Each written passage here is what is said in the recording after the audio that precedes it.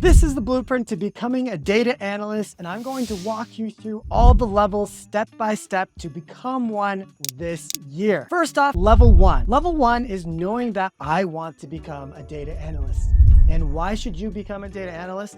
Well, I have 4 F's, and it's not a bad word, about why you should become a data analyst. Number one, data careers are fun. It's like you're a detective trying to figure out how the data left clues to try to tell your business or organization how it could possibly do better. So data jobs are really fun and they're flexible. That's the second F. That means you can possibly work from home, work remotely, have a hybrid work situation. And also there's not like tight deadlines a lot of the time. Number 3 is it's financially rewarding. Data jobs are some of the highest paying jobs that you can get, especially with a low barrier to entry. You can make over 6 figures in the data world for sure. And finally, the 4th F is it's frequently sought after. Data roles are really sought after. They're only getting more and more important as we get into a more digital world. Those are the reasons why you should become a data analyst. Let's talk about the different titles, because you might be like, okay, data analyst, sure. But actually, there's a lot of titles that aren't data analyst titles that actually are data analyst roles. So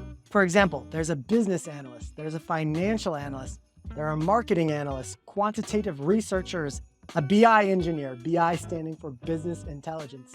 In fact, there's a business intelligence analyst role. There's a data viz specialist and a bunch more. Unfortunately, in a data world, we just cannot agree on what titles should be. And so we have a bunch of titles to represent the exact same role, which is confusing for you, but it's also really important for you to know all these different titles. So when you do your job search and you're actually looking, you can know what type of jobs to be looking for.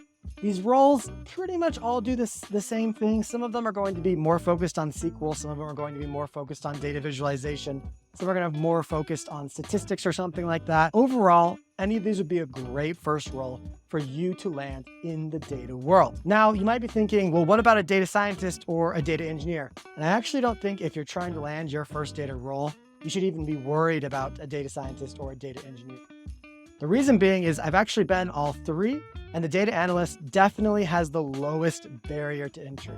It's fun to be a data scientist, it's cool to be a data engineer, but the barrier to enter those fields are a lot higher because those fields have a little bit more responsibility, but also more importantly, they require a lot more coding, which it just takes a long time to learn. Coding is not easy at all to get started with. As a data analyst, you can actually get started without coding one line really whatsoever.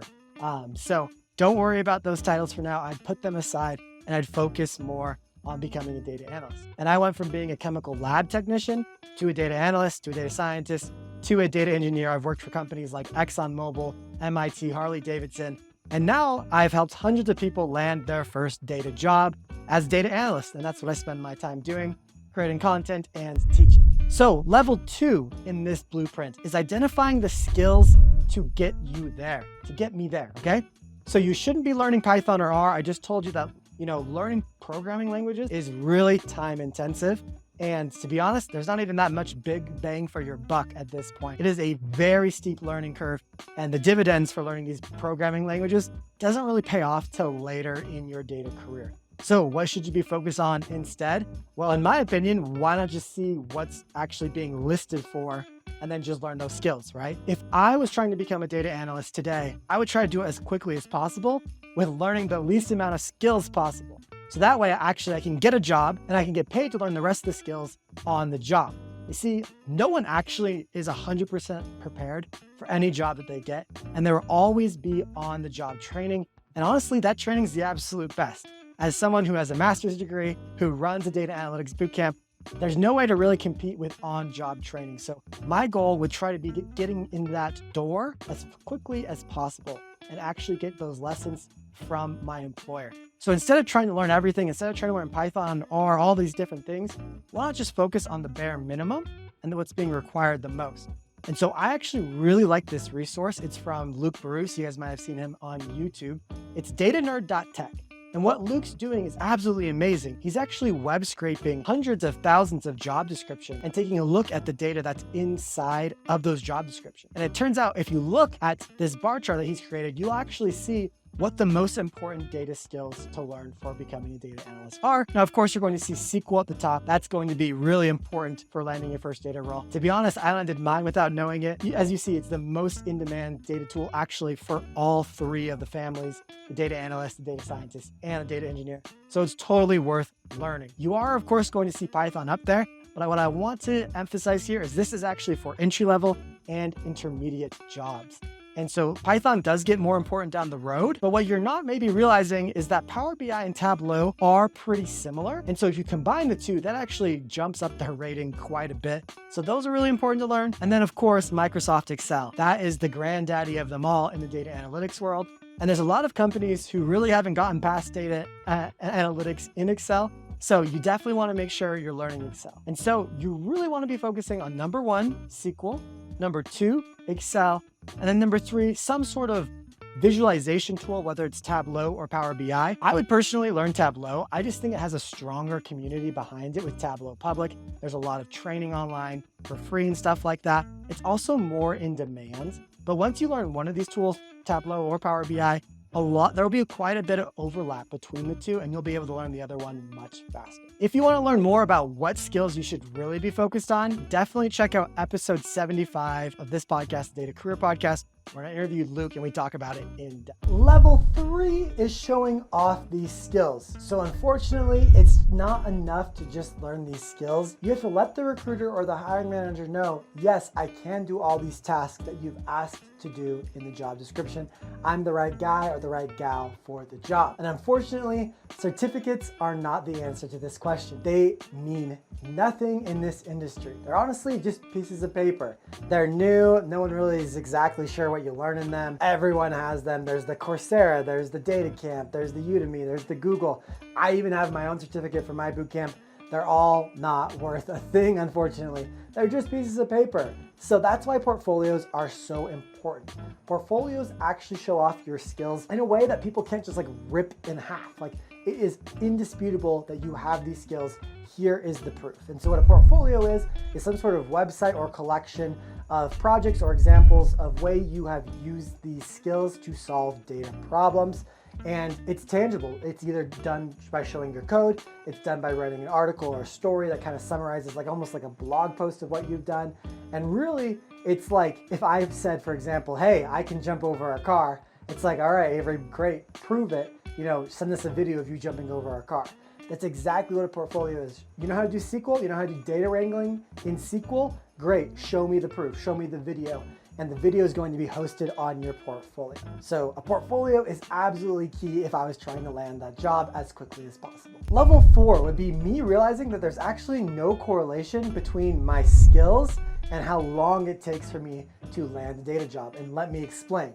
If I were to sit at my desk and practice SQL all day for 6 months, but I didn't apply to one job, how many offers do you think I would get? Probably not a lot, right? And we'll talk about some things later in this episode that would help me potentially. But if you're not applying for jobs, you're probably not getting jobs. Now, what if I applied to one a month? Still, that's only 6 applications. I'm probably not likely to land a job. It's impossible for any person, hiring manager, or any sort of computer system to actually see how skilled at SQL you are from your resume, right? It's actually very difficult to do. If I were trying to figure out how good at SQL you were, I'd want to ask you in person, I want to ask you questions, I want to maybe give you a quiz. So unless you are failing SQL tests in interviews, or you're failing SQL interview questions in interviews, it's probably not your level of SQL that's holding you back from getting interviews. It's not like how much you know about Tableau or how much you know about Excel. That's unfortunately not holding you back from landing interviews. So what is holding you back from landing interviews? And that is actually level 5 and level 6. Level 5 is making my LinkedIn a job magnet. There are basically 2 ways that I could land my next job. I could apply for the job online, like on Indeed or Glassdoor or something like that, or the job could apply to me. And I like that second option a lot better because instead of me going out and saying, hey, please hire me, the job's actually reversing and saying, hey, Avery, we think you might be a good fit. Would you please work for us? I'd rather be in that scenario 10 times out of 10. And if you have a good LinkedIn profile, you can actually have this happen. This actually happened to one of my students inside of my bootcamp last week. They had just started my program. They're literally on week 1. I wish this happened to every student, but it doesn't. But it did happen to this student. They cleaned up their LinkedIn and started making posts, and they actually got an offer from a CEO that wanted to hire them as an intern. So here's what you need to do in order to have a kick-butt LinkedIn profile. Number 1 is have a great profile picture. If you don't have a great profile picture, it doesn't signal trust, and we're just not exactly sure who you are. So make sure it's clear, make sure it's shoulders up, and it's very evident who you are and what you look like, because humans hire humans, and as humans, we want to make sure we know who we're dealing with. Number 2 is have a great cover or background photo. This is the wide open real estate on your LinkedIn profile that really no one uses. A lot of the times people just make it like their favorite soccer team or just like the city that they live in. But this is actually an opportunity for you guys to do something unique, to make you stand apart, and to give more information about who you are. So you can actually create these in Canva for free. It's super easy to do, and it's a great way to make your profile stand out. Number 3 is you need to write a good about section. The about section is like basically the sales letter. It is basically selling yourself as an individual to whoever's on your profile about why you are awesome and why they should want to know you or why they should want to hire you. And so you want to make sure you tell your story. Every single one of you has a very unique story, and that story should be told in that about section. So for example, I would talk about how I was a chemical lab technician, but I got really bored in the lab, but I was really fascinated by all of the analysis that came from my experiments and how I started dabbling in doing those analyses for these experiments and how that got me more and more interested in data. And I started learning on YouTube, and I started learning from books in the library. And that got me to the point today where I'm trying to land my first data job. Write your superhero story in your about section and pretend that you're the main character. You're Spider-Man, you're Superman, you're Wonder Woman. Make it all about you and your origin story to where you're at today. Then of course you need to have well-written bullets on your experience section, kind of like the resume part of the LinkedIn. You want to make sure that you have great bullets there. We'll talk about resume bullets here in a second, but you can't leave the experience sections just empty, because that's actually part of the thing that the LinkedIn algorithm mines when you're applying for jobs on LinkedIn, and when hiring managers and recruiters are going through the algorithm, the navigation of trying to figure out who to hire. The SEO is included in that part right there. So once again, bonus points if you're posting and commenting on LinkedIn. This helps build your brand and helps your net expand. I always say that when you're trying to land a data job, you need to have a net, because luck is falling from the sky, opportunities are falling from the sky, and you're here on earth blindfolded trying to catch these pieces of luck that are falling from the sky. And expanding your network by posting and commenting on LinkedIn makes your net bigger. By way of example, I told you guys about that student in my bootcamp who actually got an offer from a CEO by posting on LinkedIn after creating a really good LinkedIn profile. It's just luck. It doesn't happen to everyone, but you're expanding your net for that opportunity to occur if you have a great profile and you're commenting and posting on LinkedIn. Okay, level 6 is building an irresistible resume. And what I mean by that is, if you think about it, what is a resume? A lot of people think that a resume is just a list of everything that you've done in your career, right? Throw that on a piece of paper, boom, there's a resume. But really, when you take a step back and you actually think, what is the purpose of my resume? From your perspective, your resume's purpose is to just get you screener interviews. This is going to be like a 15-minute call with a hiring manager, or usually probably a recruiter, just to see if you're a normal person and if your resume checks out. That's its only job. No one looks at a resume and says, boom, you're hired. That does not happen without an interview in modern society. So your resume is not to get you hired. It is not to list everything you've done in your entire life. Your resume's job is to get you screener interviews. And so you need to make sure that it's optimized. What does that mean? That means you need to have action verbs. Hiring managers, recruiters, and companies, they want people who get stuff done. So prove that you get stuff done. Recruiters have no indication of what type of person you are unless you tell them.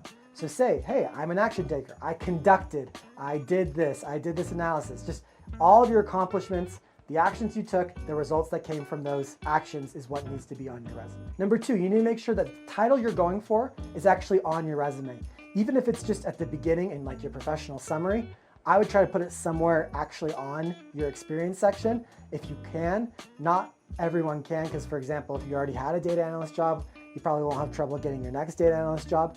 But if you can make your role sound more data analyst-y than you can, of course, never lie. But if you can put the right keywords in there, that would be really great. And if you're worried about lying, just know that if you try to lie, the screener interview will screen you out. That's what the screener interview is there for. So I would say stretch as much as you possibly can. And if the screener interviewer is like, hey, I don't actually think your skills or your experience matches your resume, we're not gonna move you on, then you can go back and make that correction. But remember that the resume is only for getting you the interview, and then in the interview, you of course still have to show how awesome you are. A lot of the times you are awesome and you're not getting past the ATS, which is the automatic tracking system. And so that just means that you don't have enough keywords basically in your resume to get past the computer algorithm to actually talk to a human, which can be very difficult. And that actually leads us into number 7, and that is to look for jobs differently. If you want the same results as all the other aspiring data professionals, then do what they're doing. But if you want to be different, do different. And what I mean by that is, yeah, a lot of people, you go to LinkedIn, you see that there's a job opening, maybe for a data analyst role that's remote in the United States, and you go click on it and crap, it has 789 other applicants. How in the world are you supposed to stand out against 789 other applicants? And how do you even know that a human's gonna look at your resume, right? And the reason this is so bad is this is what I call the spray and pray method, which basically means all 789 of these people, including yourself, have gone on, you've set up an alert on LinkedIn jobs for data analysts, remote in the United States, and they all just hit easy apply, easy apply, easy apply, or they all just do a bunch of applications. And instead of spraying and praying, where you're never even gonna get a chance for a human to actually look at your resume, what I would try to do instead is do targeted applications. And what I mean by that is stuff you're a really good fit for, stuff that's maybe in your area, and I know a lot of you guys wanna work remote, and that's great, but here's the fun fact right now. In-person and hybrid are hot. Everyone wants a remote job. And for example, if you want a remote job, so does everyone else in Utah, so does everyone else in California, and they can all apply to the same jobs, which makes the job applications go up and up and up, which raises the candidate pool, which makes it a lot harder to actually stand out and get interviews and do well in those interviews. But here's something that you're maybe not realizing, is hybrid is quite a spectrum. Hybrid work can be anywhere from you're in the office 4 days a week and you work from home 1 day. I have one student that does that from my program that graduated. And it could be maybe every other day you're in the office, right? That's a form of hybrid. But get this, I have a student who graduated from my program who's hybrid, who goes to the office once a quarter. You guys, that's 4 times a year. That might as well be called remote. But they wanted to hire someone in the area so that they could come in once a quarter. So instead of competing against literally the whole entire world or the whole entire United States, this person was just competing with the people in their city. So if you can find a hybrid job in your area, target, focus on those types of jobs, then you'll be set. That is the way to go. Also, there's another way. There's a whole hidden market, job market on LinkedIn that you can tap into where you're guaranteed to step in front of the line of everyone who's already applied and actually get to talk to a human. I don't have time to talk about it today, but I actually have a whole video. It's my data webinar that if you guys haven't seen this, go to the comments down below and sign up where I'll explain it in depth. I'll even show you an example of how I found 3 6-figure entry-level jobs in about 15 minutes using this method. Another thing that you could do to be different and to stand out is actually level 8, and that is to use your network. And now I know a lot of you guys right now are thinking, great, I don't know anyone. Because it's not what you know, it's who you know. But if you're like, I don't know anybody, you're wrong, okay? And let me give you an example. Go ahead and pull out your phone. Right now, do this right now. Pull out your phone and go to the contacts section of your phone. You have at least a couple people in your contact section of your phone. Now, I want you guys to make a list, go through every single contact, write down their name, and then write down where they work, maybe what they do, for example, and then write down, would they hire a data analyst? Does this company hire data analysts? Have they hired data analysts in the past? Do they have a data analyst opening right now? And make a huge list. And I promise you, as you do so, you'll be surprised. Now, that friend of yours, that family member, that contact, that neighbor doesn't have to work on the data team, they just have to be inside the company. Because anytime you can have an insider from the company refer you, or have you meet the hiring manager, or have you meet maybe one of the data analysts in the data analyst team or something like that, you're putting yourself above the rest of the applications because you're standing out. And so I promise you, if you pull out your phone, you have more connections than you realize, and it's really valuable if you can use your network. So go try that right. Level 9 is perfecting the interview. And so hopefully you followed all the other levels to this point. Now, when it comes to interviews, there's usually that screener interview that's about 15 minutes with a hiring manager or recruiter. It's just making sure you're normal, making sure that your resume checks out and you can answer a few simple questions. And then there's usually a round or two that are more intense. In those more intense rounds, the key to doing well in them is honestly just practice. So oftentimes those rounds are made up of technical interview questions and more of a behavioral interview questions. The technical is going to be questions that are almost like a quiz about your skills. So they're checking your skills here. And oftentimes, if it's a SQL job, they'll actually give you some sort of a take-home test or some sort of quiz in the moment to do well on. And those are very stressful, but when it comes to either of those, practice is key. There's really awesome resources, like I'll put in the show notes down below. Data Lemur, Analyst Builder, StrataScratch. There's a lot of cool places where you can actually practice these technical interview questions. And so when they actually pop up in a real interview, you're more than ready, right? The second one is behavioral. And behavioral questions, once again, a hiring manager or recruiter is just trying to figure out, hey, how good of a fit is this person? We don't know this person very well. How good of a fit are they? And the only indication of how they might handle, or how you might handle things in the future is how you handled them in the past. And so these questions will often start with the phrase, tell me about a time. So it'll be like, tell me about a time that you used teamwork or you solved a data problem, or that you used Excel, or you used Tableau. These are some sort of storytelling problems. And so you want to actually answer using what's called the STAR method. But really it's just the storytelling method. STAR stands for situation, task, action, result. What situation were you in? What were you tasked with? What action did you take, and what result did you get? So anytime you hear the tell me about a time, you think, okay, STAR method, and that's how you're going to answer. Once again, they can only really ask so many questions, so the more you practice these, the better you're going to get and the more lucky you're going to get. After you ace the interview, level 10 is actually landing the job and just enjoying it, which is actually really just level 1 down the road. Because here's the truth about data careers, is there literally is no end. The industry is changing so quickly that literally there's no one on planet Earth that knows everything about data analytics. It knows everything about data. It's impossible because technologies are changing literally every single day. Don't stress out, but data is a journey and you're never going to master any of it. You're just going to be okay at some of it. And that's more than okay because it's going to be fun, it's going to be high paying, and you're going to enjoy it. So if you follow this blueprint, I can promise you that you can become a data analyst this year. And if you'd like more of my free resources, including an in-depth webinar where I talk more about projects and more about networking and more about the hidden LinkedIn job market, click the link in the description down below. Thank you guys for being here.